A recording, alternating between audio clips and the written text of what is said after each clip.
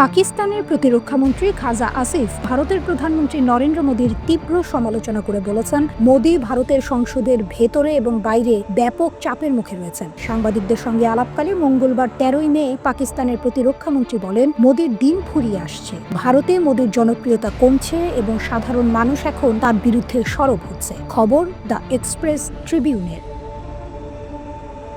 Canada এবং মার্কিন যুক্তরাষ্ট্রে ভারত বছরের পর বছর ধরে সন্ত্রাসবাদকে সমর্থন করে আসছে বলে অভিযোগ করেন খাজা আসিফ। পাকিস্তানের প্রতিরক্ষামন্ত্রী বলেন, ভারত কেবল দেশে নয় বিদেশেও সন্ত্রাসবাদ ছড়িয়েছে। তারা কানাডায় গিয়েও শিখ সম্প্রদায়ের নেতাদের টার্গেট করেছে। তিনি বলেন, ভারতের রাজনীতিতে মোদীর কোনো নিয়ন্ত্রণ নেই। তিনি পরিস্থিতি নিয়ন্ত্রণ করতে ব্যর্থ হয়েছেন। পরিস্থিতি তার ধরা ছোঁয়ার বাইরে চলে গেছে। খাজা আসিফ ভারতের সঙ্গে যে কোনো সম্ভাব্য সংলাপের আগে পাকিস্তানের অবস্থান তুলে ধরে বলেন, ভারতের সঙ্গে আলোচনার টেবিলে 3টি মূল বিষয় সন্ত্রাসবাদ, কাশ্মীর এবং পানি চুক্তি এজেন্ডায় থাকবে। সন্ত্রাসবাদ দমনে পাকিস্তানের অবস্থান পুনর্ব্যক্ত করে আসিফ বলেন, পাকিস্তান 25 বছর ধরে সন্ত্রাসবাদের শিকার এবং অন্যায়ভাবে দোষারোপ করা হচ্ছে। তিনি বলেন, বিশ্বকে এখনই সিদ্ধান্ত নিতে হবে।